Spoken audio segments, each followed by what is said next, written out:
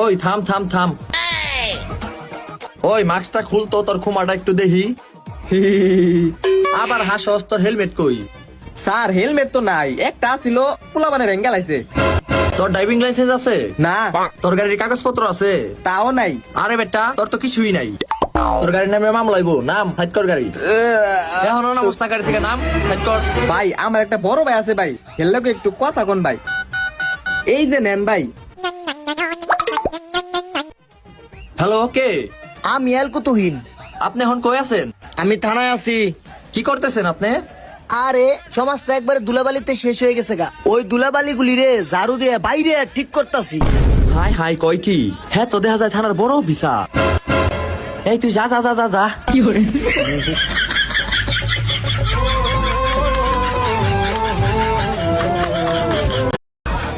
ওই থাম থাম থাম,